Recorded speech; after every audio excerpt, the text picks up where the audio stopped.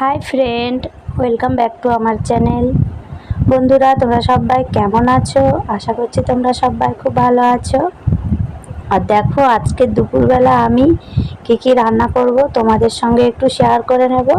দেখো, আমি সমস্ত সবজিগুলো কেটে নিয়ে রান্নাঘরে চলে এসেছি এবং উনুনটাও জ্বেলে দিয়েছি। ওই যে দেখো, ডাল ফুটছে আর ডালের মধ্যে আমি পুঁই শাক ডাঁটাগুলো দিয়ে দিলাম।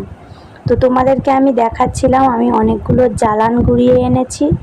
আসলে আমরা গ্রাম বাংলায় থাকি, তো এখানে মাঝে মাঝে উনান, মাঝে মাঝে গ্যাস, এই সমস্ত দুটোতে রান্না করতে হয়। যখন যেটা সুবিধা হয় তখন সেটাতেই রান্না করে নিই।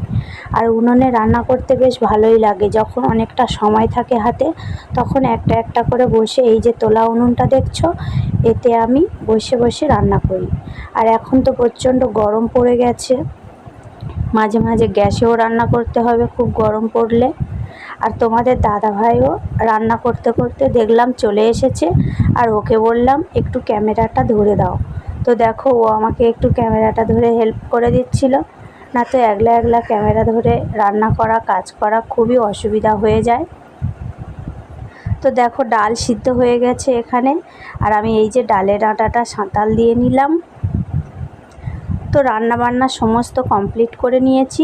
কি রান্না করেছি চলো তোমাদেরকে একটু দেখিয়ে দিই। আর দেখো, তোমাদের দাদাভাইকেও খেতে দিয়ে দিয়েছি। এখানে আমি রান্না করেছিলাম ওই যে লাল নোটে শাক ভাজা করেছি, ভেন্ডি সর্ষে বাটা করেছিলাম, ডালে পুঁই শাক, আলু ভাতে আর আমের চাটনি।